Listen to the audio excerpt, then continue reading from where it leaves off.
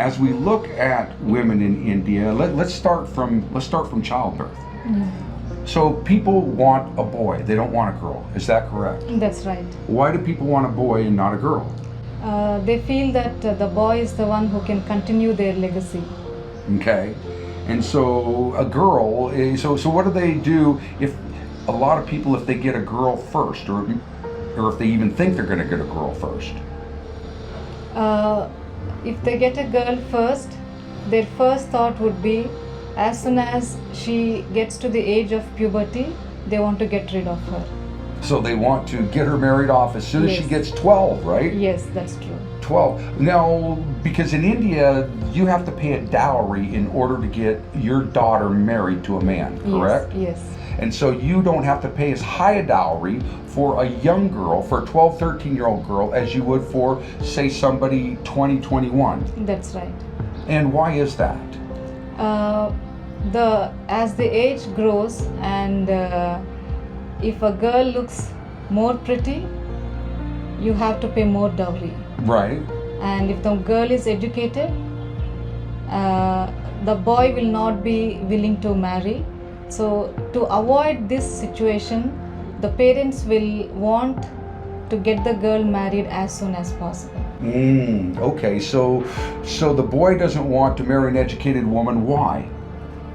He feels that the girl will dominate her if she is more educated. So the parents, and a dowry could be what, like 6 months' salary, right?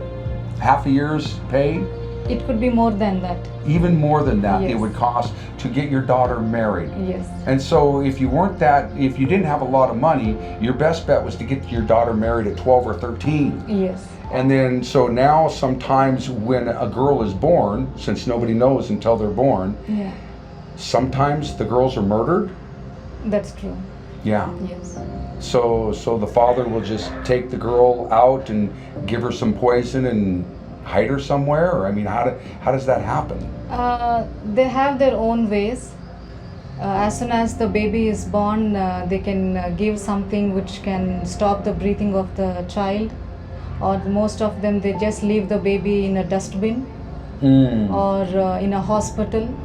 So they have many ways to get rid of the girl child. And so these women, as they go out into the villages and they start talking with people, what I've been hearing is that there is a tremendous amount of alcoholism in these villages. Yes.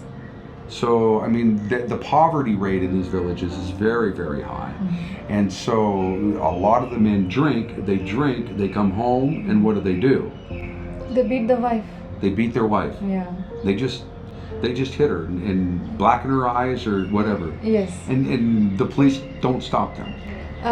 The police don't stop them because the police feel that this is not something which they need to interfere.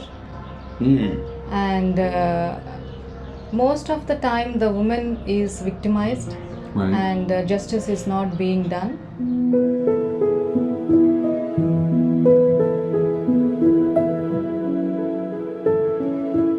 The problems women face in India and other developing countries can only be solved from within. As we educate women, they are set on the path to freedom and equal justice.